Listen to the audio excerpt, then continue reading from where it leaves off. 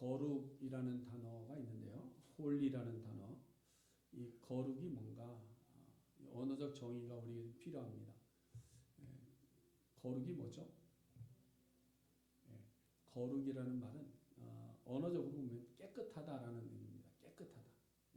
그러니까 아주 깨끗하다. 흠도 없고 점도 없이 깨끗한 것. 그래서 변화산에서 변화하신 예수님의 모습이 밝게 빛났는데 그 어느 것도 그렇게 빛나고 밝게 있을 수 없는데 무결점의 상태를 말하는데요.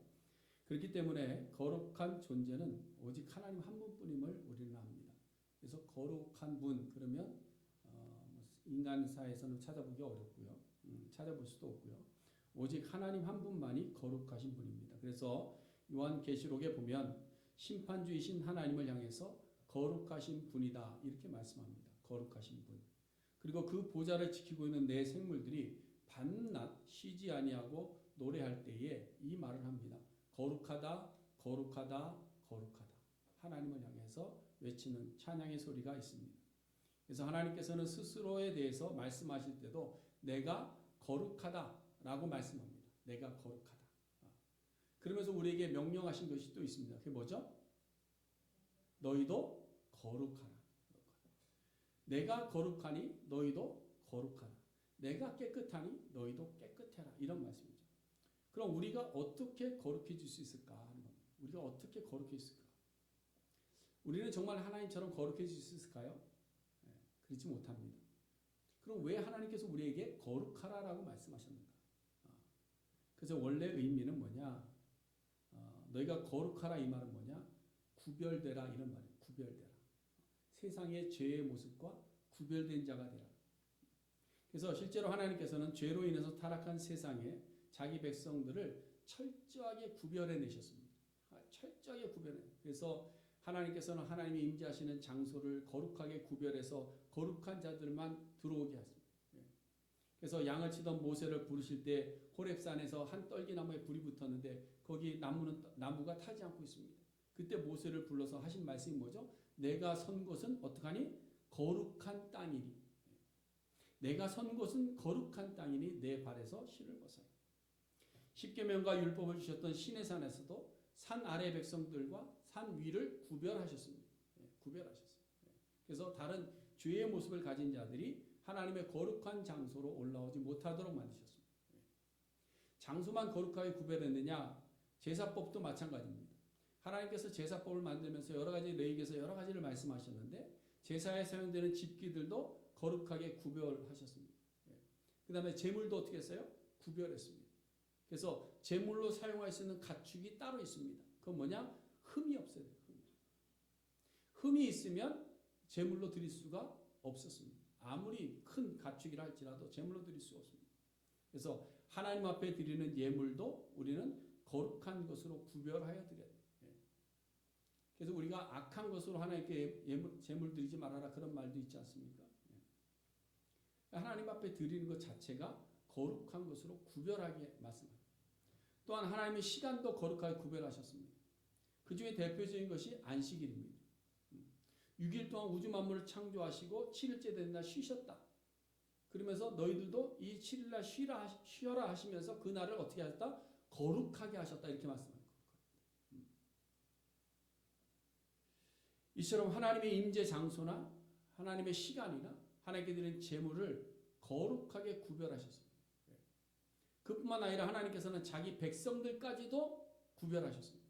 이방 민족과 구별해내셨습니다. 그래서 이스라엘 민족을 선택하셔서 이스라엘 민족을 거룩한 백성 되게 하신 것입니다. 그러므로 거룩이라는 말의 의미는 우리가 깨끗해질래야 깨끗해질 수 없음에도 불구하고 철저하게 부정한 것과 구별되는 삶을 살라는 것이 하나님께서 우리에게 명하신 명령입니다. 그래서 우리는 죄와 늘 구별되는 삶을 살아야 됩니다. 여러분 교회라는 단어가 에클레시아입니다. 우리가 이렇게 잘 알고 있는데 에클레시아라는 단어의 의미가 뭡니까? 에크, 뭐뭇으로부터 불러내었다. 이 말은 구별해내었다 이런 의미입니다. 그러니까 여러분들은 지금 하나님께서 교회로 모이셨을 때 어떻게 하신 거예요? 세상에 죄악된 세상 가운데서 우리를 불러내셔서 구별하신 겁니다. 구별. 죄의 자리에서 구별하신 겁니다. 그러므로 우리는 모두가 하나님께서 구별해내셔서 예수 그리스도의 보혈로 우리를 깨끗하게 씻어주셨기 때문에 우리는 무슨 백성이죠? 거룩한 백성이 된 줄로 믿으시기를 바랍니다. 우리가 아직 확신이 없으니까 아멘이 안 되는 거예요. 하나님께서 우리를 부르신 자체가 뭐냐? 하나님 우리를 거룩하게 하시려고 구별해내셨고 또 예수 그리스도를 왜 주셨냐? 구별된 자기 백성을 깨끗하게 씻어주시려고 하시다. 그래서 우리가 거룩한 백성이 되었다라는 의미가 그냥 교회 나오니까 거룩한 백성이 아니라 이 의미를 분명히 알고 있어야 됩니다. 여러분 이스라엘 백성들은 이미 하나님께서 선언하셔서 그래서 너희는 내 백성이 된다. 구별된 나의 선민이다라고 하나님께서 명명하셨습니다. 그런데 구별된 이스라엘 백성들이 그럼 거룩한 모습으로 살아갔느냐? 그것을 지키면서 살아갔느냐? 그렇지 못했다는 거죠. 하나님께서 이 거룩한 모습을 지키려고 명령하실 때 어떻게 명령하시냐? 너희가 이 거룩을 지키기 위해서 뭐 하지 말아라? 썩기지 말아라. 다른 것과 썩기지 말아라. 여러분 세수를 세 부대에 담는 이유가 뭔가요? 세수를 세 부대에 담아야 세 부대가 터지지 않잖아요. 그렇죠? 마찬가지입니다. 거룩한 백성이 거룩한 삶을 이어가기 위해서는 이전 것과 다시 섞여서 살면 안 된다라는 겁니다. 구별받은 백성들이 교회에 나와서 신앙생활하고 예수 그리스도 말미암아 세례받고 변화된 삶을 살아갈 때에 이전의 삶을 여전히 동일하게 살아간다면 우리는 똑같이 다시 그 자리로 돌아가고 말 겁니다. 그래서 하나님께서는 단절을 이야기하시면서 구별을 말씀하신 겁니다. 그래서 성경에 보면 하나님께서 섞이지 말 것에 대해서 굉장히 자주 말씀하십니다. 그리고 금하기도 하셨고 강하게 명령도 하셨어요. 레위기 19장에 보면 하나님께서 회중들에게 거룩에 대해서 가르쳐 주셨습니다. 거룩이 무엇이냐라는 것에서 쭉 말씀하시는데 거기 다 말씀하신 이후에 뭐 10개월까지 내용들이 거기 있는데요. 19절 말씀에 보면 이렇게 기록합니다. 가축의 경우에도 다른 종류와 교미시키지 말아라. 한 밭이 있으면 한 밭에다가 두 종자를 섞어서 뿌리지 말아라. 두 재료로 직조한 옷을 입지 말아라. 성경이 그렇게 이야기해요. 왜 이렇게까지 이야기하느냐? 섞이지 말라고 말해요. 섞이지 말라고. 그러니까 여러분 오늘날에 그 성경에서 우리에게 이야기하는 것이 뭐죠? 사람이 동물과 교미하는 것은 죄다 아니다. 죄가 된다. 사람과 동물은 같은 종이 아닙니다. 호랑이와 사자를 섞었습니다. 그래서 뭐가 나왔죠? 라이거가 나왔잖아요. 라이거. 보셨어요? 그러니까 호랑이하고 사자를 교미시켜서 만들어낸 게 라이거입니다. 이런 거 하면 안 된다는 거예요. 부정한 것이다. 심지어는 한 밭에 여러 종자 심는 것도 하지 말라고 그랬어요. 우리 집에 가서 빨리 뽑아야 될 것 같아요. 한 밭에 뭐 여러 개 심어놨거든. 고추도 심고 상추도 심고 이렇게. 한 밭에 여러 가지 심지 말아라. 입는 옷까지도 섞인 재료를 가지고 만들지 마라. 이 다 무엇을 이야기하는가 하면 구별된 백성들은 세상의 것들과 다시 섞여서는 안 된다라는 것을 말씀합니다. 그래서 결정적으로 이스라엘 백성들로 하여금 이방인들과 혼인할 때 혼나지 말라고 하셨어요. 가나안 땅에 들어갔을 때 가나안 땅의 이방 민족들을 완전히 멸하라고 한 내용을 가지고 어떤 분들이 굉장히 화를 내기도 합니다. 아니 어떻게 하나님이 사람을 이렇게 완전히 멸살시키라고 말씀할 수 있는가? 근데 그 의미가 뭐냐면 섞이지 말라고. 섞이지 말라고. 이방 민족들과 섞이지 말라고. 바벨론의 포로로 잡혀갔다가 돌아왔을 때 가장 먼저 한 것이 성전과 성벽을 재건하는 일이지만 그 다음에 한 것이 뭐죠? 이방 여인과 결혼한 자들을 구별해내서 이방의 여인들을 내어 보내게 하는 일입니다. 그럼 왜 이렇게 하나님께서 구별하시는가? 그것은 거룩함이 죄에 섞여질 때에 변질되어져 버리기 때문에 그렇습니다. 여러분 우리가 삶 속에서 많이 체험하는 게 있습니다. 하나님 전에 올라와서 어떤 부흥 집회에 참여해서 아니면 기도 시간에 기도하다가 하나님의 은혜 받습니다. 막 은혜 받고 감사해서 성령으로 충만한 모습을 가지고 있다가 그 다음에 뭐죠? 세상으로 돌아가서 일터로 돌아가면 뭐예요? 그 모든 것을 싹 잊어버리고 세상적인 삶으로 돌아갈 때가 얼마나 많습니까? 죄가 그만큼 무서운 겁니다.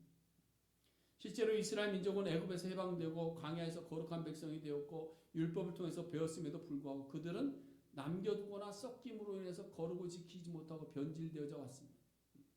성경이 우리에게 보여주고 있는 겁니다. 그래서 오늘 본문 8절에 보면 에브라임이 여러 민족 가운데서 혼합되었다 이렇게 말씀합니다. 혼합되었다. 이것은 구별되어야 될 민족이 섞여버렸다라는 겁니다. 섞여버렸다. 애굽에서 구별해내시고 다시 섞이지 말아라 명령하셨음에도 불구하고 이스라엘 민족이 가나안 땅에 들어가자마자 가나안에 있는 여러 족속들과 섞이기 시작한 겁니다. 여리고성을 시작으로 해서 아이성까지 정복해 나갈 때에 가나안 땅에 이스라엘 민족에 대한 소문이 들렸습니다. 많은 사람들이 대적하려고 싸우려고 그랬습니다. 이스라엘이라는 사람, 이스라엘 민족들이 우리의 땅을 차지하려고 한다. 싸우자. 그래서 여러 족속들이 힘을 모아 싸우자 그랬을 때 한 족속이 백기를 들지 않았습니다. 한 족속은 우리는 너희와 같이 싸우지 않겠다 하면서 옷을 남루하게 입고 누구를 찾아왔어요? 여호수아를 찾아왔습니다. 백기 들고 투항한 거예요. 우리는 이 땅에 사는 사람이 아니라 먼 곳에서 온 사람이니까 우리를 좀 받아주세요. 오늘하고 얼마나 힘들었는지 모릅니다. 그때 여호수아가 이들을 어떻게 했습니까? 그들과 조약을 맺게 됩니다. 근데 나중에 보니까 이 기브온 사람들이 뭐예요? 그 땅에 살고 있던 족속이에요. 그걸 알았으면 여호수아가 이들을 내치거나 멸하거나 해야 되는데 여호수아가 어떻게 합니까? 그냥 나무 패는 자로 삼아서 진영 안에 머물게 합니다. 그때부터 섞이기 시작합니다. 그 다음에 또 언제 섞였느냐? 다윗의 뒤를 이어서 왕위에 오른 솔로몬 때 그랬습니다. 솔로몬 때.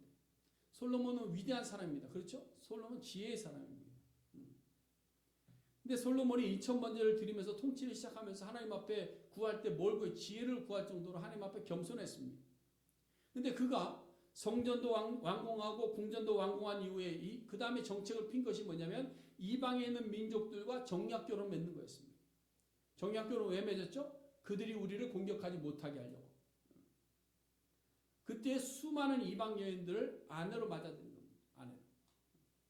그러면서 이방 민족과 그 이스라엘 민족이 또다시 섞이기 시작합니다. 근데 그들이 가지고 들어온 것이 우상이었어요. 그 우상 때문에 결국은 남과 북이 분열됩니다. 그 다음에 북이스라엘 초대 왕이었던 여로보암이 바로 에브라임 지파 사람이었는데요. 이방의 여러 민족들과의 혼인이 많아졌습니다. 그러면서 북이스라엘에 있는 사람들이 많은 민족과 뒤섞여 버립니다. 여러분 유대 사람들이 사마리아 땅을 밟지 않는 이유가 뭐냐? 그들은 섞인 사람이기 때문에 우리가 그 땅으로도 들어가지 않는다는 겁니다.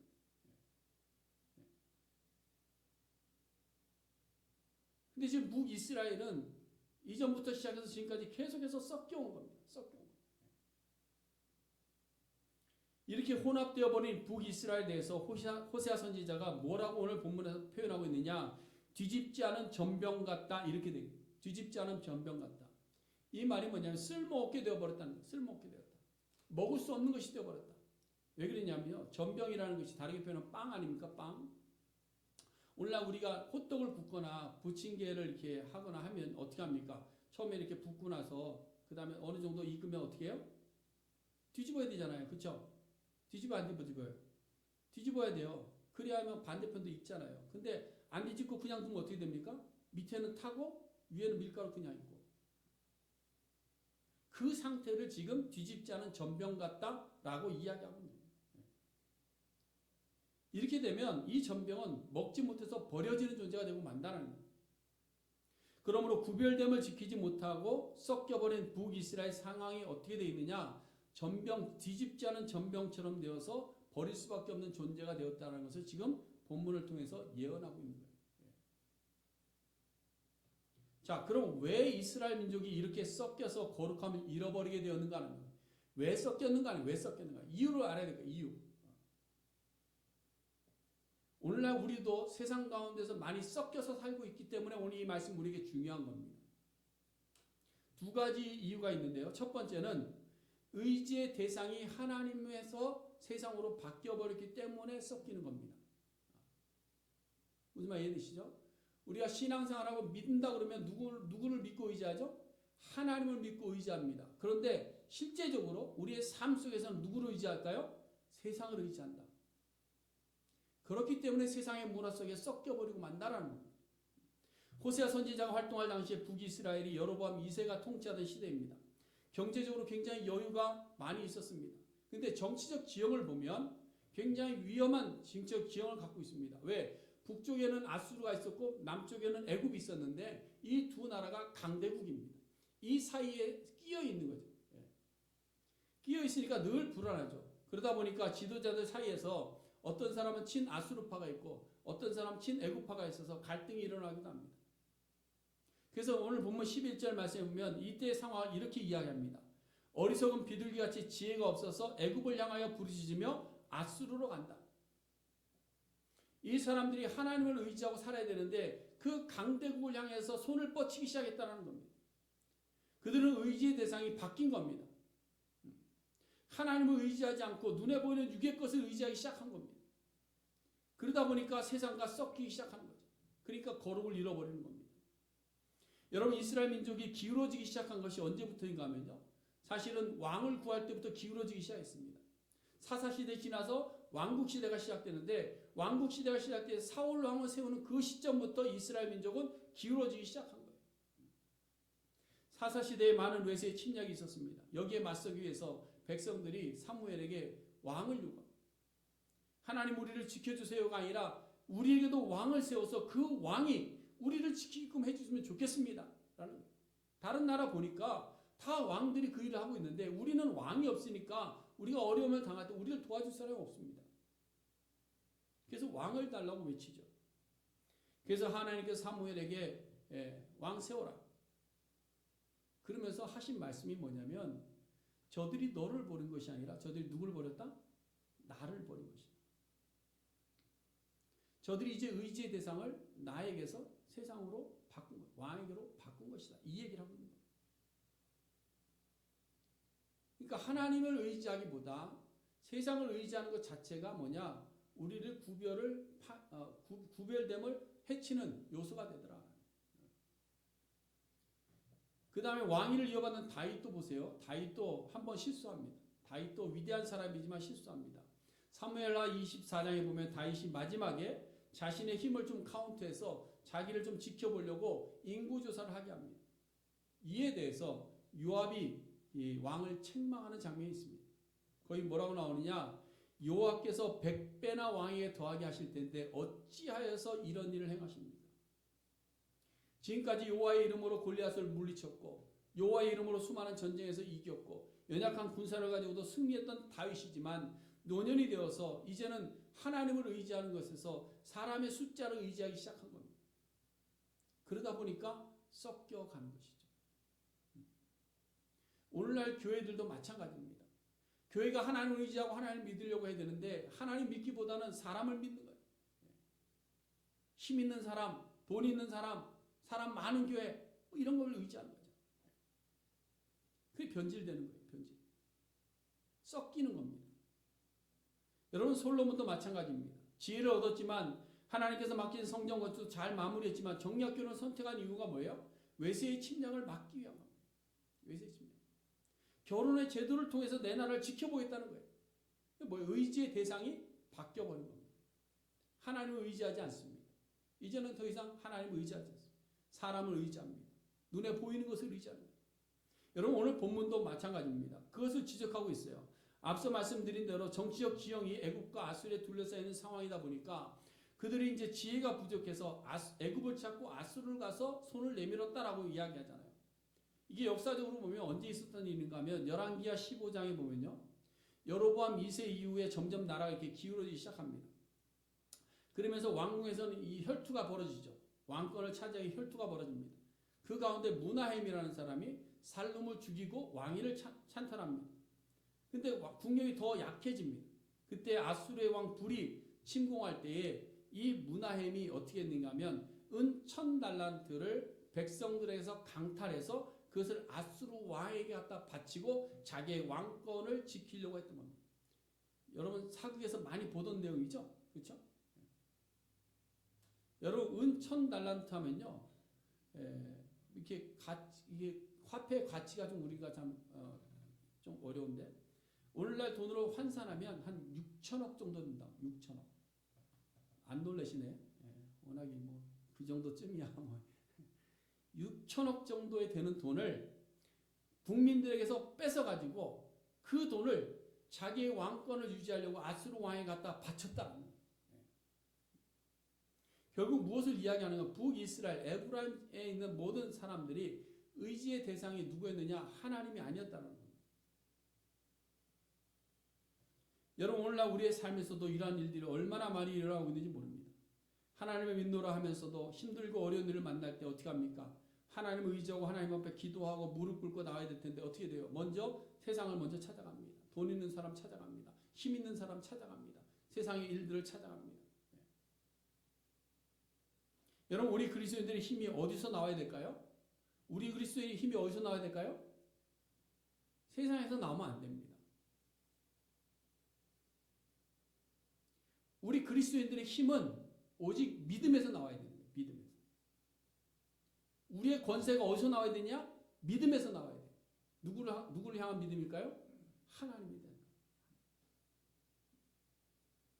어제 새벽에도 말씀을 통해서 우리가 보았지만 예수님께서 믿음의 기도를 가르쳐 주실 때에 너희가 믿음으로 기도하면 이 산을 명해서 저 바다로 옮긴다 할지라도 옮겨질 것이다. 이 말씀하셨어요. 여러분 그러나 우리가 잠시 위기를 모면하였다고 하나님을 포기하고 세상과 손을 잡게 되면 뒤집지 않는 전병처럼 되어버리고 섞여진 존재가 되어버리고 마는 겁니다. 여러분 신앙은 의지의 대상에 대한 확신이 있어야 돼요. 그렇죠? 신앙은요. 내가 믿는 그 하나님에 대한 확신이 있어야 우리의 신앙이 견고해집니다. 의지의 대상에 대한 확신이 있으면 우리는 놀라운 역사의 주인공들이 될 수 있습니다. 여러분 다윗이 창과 칼이 없었지만 만군의 여호와의 이름으로 전쟁에 나갔습니다. 그때 놀라운 역사를 이뤘습니다. 그렇죠? 네. 무엇으로 나갔어요?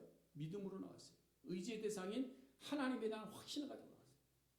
베드로는 뭡니까? 은과 금은 내게 없지만 내가 내게 있는 것으로 내게 주노니 나사렛 예수 그리스도의 이름으로 일어나 걸어라. 믿음과 확신으로 병자를 고쳤습니다. 다니엘의 세 친구는 풀무불에 던져진다는 말을 들었습니다. 그럼에도 불구하고 하나님이 건져주실 것을 확신하면서 우상에게 절하지 않았습니다. 그러면서 마지막에 고백한 것이 뭐죠? 그리 아니하실지라도 우리를 이 풀무불에 죽게 한다 할지라도 나는 오직 여호와 하나님만을 섬기겠습니다. 이 확신이 확신. 변절되지 않는 섞이지 않은 신앙입니다. 오직 여호와만을 따르는 신앙. 그러므로 여러분 우리가 세상과 섞이지 않으려면 가장 중요한 것이 뭐냐? 우리의 의지의 대상이 분명해야 됩니다. 여러분은 무엇을 믿고 누구를 의지하고 이 땅을 살아가십니까? 돈 믿고 가지 마시고 건강 믿고 가지 마시고 옆에 있는 친구 믿고 가지 마시고 주변에 있는 누가 내 대신 해주겠지 믿고 가지 마시고 오직 누구를? 하나님만을 의지하고 나아갈 수 있는 믿음의 사람들이 다 될 수 있기를 간절히 소원해 드립니다. 그 다음에 두 번째로 이스라엘 백성들이 패망하게 된 이유는 뭐냐? 섞인 이유가 뭐냐? 회개하지 않았기 때문에. 회개하지 않았기. 9절 말씀해 보세요. 이방인이 그의 힘을 삼켰으나 알지 못하고 백발이 무성할지라도 알지 못하였습니다. 이방인들이 들어왔습니다. 지금까지 자신들이 섬겨왔던 하나님과 점점 멀어지게 만듭니다. 그럼에도 불구하고 알지 못하는 거예요. 영적인 삶이 늙고 기력이 닿은 모습으로 열정도 사라지고 순종도 사라지고 진리를 떠나버렸습니다. 근데 깨달아 알지를 못하는 거예요. 알지를 못하는 거예요. 또 10절에 교만이 그 얼굴에 드러나서 이러한 모든 일을 당하여도 그들이 여호와께로 돌아오지 아니하였고 구하지도 아니하였다. 급기야 교만함으로 인해서 그 마음에 이르기를 하나님이 없다. 하나님이 형식적이다. 상징적이다. 라는 말로 바뀌어버린 겁니다. 믿음의 능력을 상실해서 헛된 진리에 넘어가 버렸습니다. 그랬음에도 불구하고 돌아오지 않습니다. 돌아서려는 노력도 하지 않습니다. 급기에 하나님의 진노가 임했습니다. 13절에 보세요. 하나님께서 그들을 건져주려고 하셨지만 그들은 나를 거슬러 대적하며 거짓을 말하면서 입술로만 종묘하지 마음은 이미 멀리 떠나가 있었다.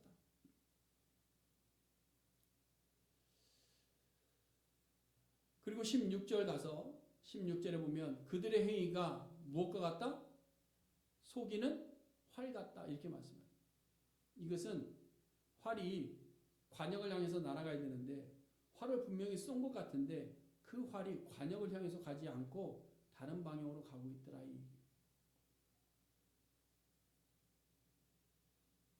여러분 죄라고 하는 하말티아라는 말이 뭐냐면 관역을 마치지 못한 것을 죄라고 이야기합니다. 관역에서 빗나간 것이 죄입니다. 우리는 하나님 앞에 회개하고 돌아온다고 우리 입으로 이야기하고 회개하는 것으로 하나님 앞에 나올 때가 있습니다. 그런데 그 삶의 모습을 보면 활이 관역에서 멀리 빗나간 곳을 향해서 달려가고 있더라. 여러분, 이스라엘의 죄의 심각한 현실을 간단하게 말하면 이런 겁니다. 하나님을 떠나서 헛된 길로 갔습니다. 자신들의 고난과 고통이 임할 때 하나님을 부르지만 진심으로 부르지 않았습니다. 그들은 자신들의 죄를 알면서도 회개하고 돌아오기보다는 핑계하면서 세상으로 더 깊이 갔습니다. 결국은 죄의 길에서 돌아서지 않고 외식적인 신앙생활을 하면서도 자신들이 가고 있는 그 길이 어디로 가고 있는지 알지 못하면서 그 길을 뚜벅뚜벅 그냥 계속해서 가고 있더라라는 겁니다. 근데 여러분, 그 결과는 뭐냐? 16절 하반절에 지도자들은 칼에 엎드러지고 애굽 땅에서 조롱거리가 되고 말 것입니다. 우리는 알지 못하는 순간에 마지막 때를 만납니다. 우리는 알지 못하는 사이에 예수님 앞에 서게 될 그날이 분명히 있을 줄로 압니다. 그러려면 하나님께서 우리를 구별해내신 그 구별한 모습을 지켜가기 위해서 오직 하나님만을 의지하고 우리가 또 넘어질 때 회개하고 돌아가는 자들이 되어야 될 줄로 믿습니다. 여러분, 16절에서 화 있을진저라고 이렇게 되어 있는데요. 이것은 하나님의 강한 진노이고 정해진 진노입니다. 그러므로 이제 우리는 우리의 신앙의 자세와 형태를 살펴보아야 됩니다. 사실 우리의 신앙생활에는 샤머니즘적인 종교성과 혼합되어 있는 것이 너무 많습니다. 그냥 종교적인, 우리가 평소에 알고 있던 종교적인 상식을 가지고 하나님을 평가해 내려고 하는 것이죠.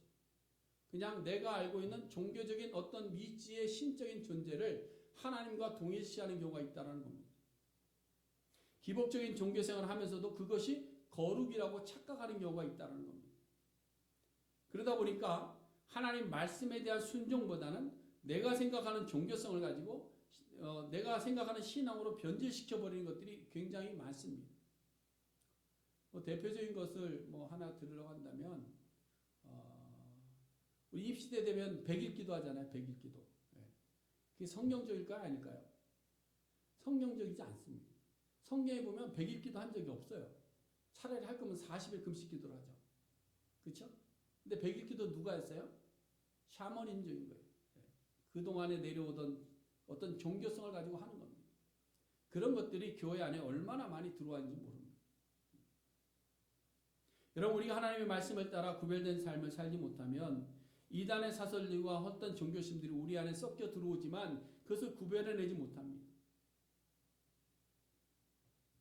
그럼 이 섞인 헛된 진리가 우리를 하나님에서 어떻게 만드느냐? 하나님에서 나도 모르는 사이에 멀어지게 만드는 거예요. 나는 계속 신앙생활을 한 것 같습니다. 나는 하나님과 가까이 있는 것 같습니다. 그러나 내 속의 의지의 대상은 이미 떠나가 있는 겁니다. 하나님의 말씀에 순종하지 않았으면 회개하지 않는 나의 모습이 있는 겁니다. 이미 내 모습은 멀리 떠나가 있는 하나님입니다. 여러분, 초대교회도 항상 교회를 공격한 것이 있습니다. 항상 교회를 공격했어요. 그게 뭐냐? 가만히 들어온 이단들이었습니다. 가만히 들어온 이단. 비슷한 것 같은데 다른 것을 가지고 들어옵니다.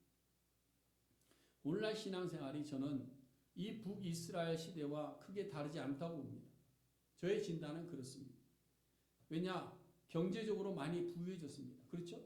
제가 봐도 경제적으로 지금 이민사회에 와서 우리가 힘들고 어렵다 하지만 사실은 너무 잘 살고 있습니다. 경제적으로 많이 부유해졌어요. 그러나 내 만족이 없으니까 불평하는 것이죠. 삶이 좋아졌고 이제는 하고 싶은 대로 어느 정도 다 하고 살 수 있습니다. 아쉬운 소리 안 하면서 살아갈 수 있게 된 겁니다. 그러다 보니까 하나님에 대한 또한 십자가에 대한 간절함이 점점 사라지고 있더라. 내가 굳이 하나님 앞에 나아가서 그렇게 열심히 하나님 앞에 매어달려야 될 이유가 사라진 거예요. 왜? 모든 것들이 잘 되고 있어요. 모든 것이 잘 가고 있어요. 모든 것이 넉넉합니다. 살만합니다. 거기에다가 인터넷의 발전이 헛된 신앙을 너무 쉽게 접하게 만듭니다. 이제는 말씀을 성경 안에서 듣고 배우려고 하지 않습니다. 그렇죠? 여러분, 성경을 하나님을 알기 위해서 성경을 얼마나 연구하고 얼마나 묵상하고 얼마나 성경을 가지고 매달리고 씨름하고 계십니까? 성경 안에서 하나님을 발견하신 것이 무엇이 있습니까? 죄송한 이야기지만 우리는 성경 안에서 하나님을 찾지 않습니다. 그러나 하나님은 성경 안에서 우리에게 말씀하셨고 성경 안에서 하나님을 가르쳐 주셨어요. 근데 우리는 그냥 인터넷 속에서 사람들이 하는 말을 듣고 세상 사람이 말하는 종교적인 이야기를 듣고 하나님을 착각하는 것이죠. 자유주의 신학이 왜 나온 줄 아십니까? 성경을 인용하지만 세상 사람들 중심으로 말씀을 보기 때문에 자유주의가 나오는 거예요. 그뿐만 아니라 하나님의 말씀을 들어도 이제는 마음에 찔림으로 통회하는 눈물이 없습니다. 하나님의 말씀을 듣습니다. 그리고 내가 잘못했구나. 근데 그 잘못한 것이 그저 조금 내가 실수했나 보다 이 정도지 가슴을 찔르고 내가 통회하고 이것 아니면 죽는다라는 심령이 없더라고요. 여기 더 나가서 하나님의 말씀이 우리의 마음속에 찔림이 있으면 자기 합리화합니다. 핑계댑니다. 남들이 하면 책망하지만 내가 하는 것은 이해가 되는 것이죠. 이런 신앙생활을 오늘날 많은 성도들이 살아가고 있는 현실입니다. 이러한 현실에 대해서 들어도 우리는 여호와께로 돌아가지 않는 것. 그것을 속이는 활과 같다라고 오늘 본문에서 우리에게 이야기하고 있는 겁니다. 사랑하는 성도 여러분, 하나님의 진노가 임하기 전에 우리는 어디로 돌아가야 될까요? 여호와께로 돌아가야 될 줄로 믿습니다. 죄의 삶에 짝하게 살지 말고 구별된 삶을 살아갈 수 있기를 간절히 바랍니다. 구별된 삶이라는 것은 다른 것이 아닙니다. 안 되는 줄 알면서 안 하면 되는 것입니다. 그렇죠? 무슨 유행가 가사 같아요? 안 되는 줄 알면서 왜 그랬을까? 근데 안 되는 걸 알았으면 돌아가면 되는 겁니다. 그것이 구별된 삶입니다. 근데 우리는 안 되는 줄 알면서도 여전히 그 일을 하고 있더라라는 겁니다. 말씀을 들을 때 그렇게 살면 안 되는 거구나. 삶 속에서 말씀이 생각나서 이렇게 살면 안 되는 거구나. 하나님께서 이렇게 살지 말라고 그랬구나. 알면서도 여전히 그럼에도 불구하고 그 삶을 우리는 살아가고 있다는 거죠. 그래서 우리는 섞여버리고 마는 겁니다. 여러분, 죄를 우리 속에 남겨두면 그 죄는 반드시 우리를 삼켜버립니다. 그 다음에는 우리의 영이 하나님께서 멀리 떠나서 우리의 머리가 백발이 되어갔음에도 불구하고 깨닫지 못하는 지경에 이르고 말 겁니다. 그러므로 여러분, 돌아가야 됩니다. 여호와께로 돌아가야 됩니다. 아직 우리에게는 치료하시는 하나님이 오래 참고 기다리고 계십니다. 우리에게 돌아오라 말씀하시고 기다리고 계시는 거예요. 주님께로 돌아가서 진리 안에서 우리가 회복될 때에 우리는 다시 거룩한 백성의 삶을 살아가게 될 줄로 믿습니다. 여러분, 헛된 종교심, 참된 진리와 혼합해서 섞여서는 안 돼요. 섞여서는 안 됩니다. 오직 말씀의 진리 안에서 거룩하게 되는 우리 모든 성도님들 될 수 있기를 간절히 바랍니다. 섞이지 말아야 됩니다. 세상적인 사고와 섞이지 마세요. 세상적인 문화와 섞이지 마세요. 세상에 좋은 것들이 교회 안에 들어와서 교회를 사람들을 많이 모을 수 있는 것을 가져다 준다 할지라도 거기에 현혹돼서 섞이지 마세요. 하나님은 구별된 자들을 칭찬하십니다. 구별된 자들에게 복을 주시는 줄로 믿습니다. 구별된 삶을 우리가 하나님 앞에 살아갈 때에 하나님께서 우리를 지키시고 우리에게 복을 주시고 하나님께서 우리를 하나님 나라로 인도해 가실 줄로 믿습니다. 기도하겠습니다.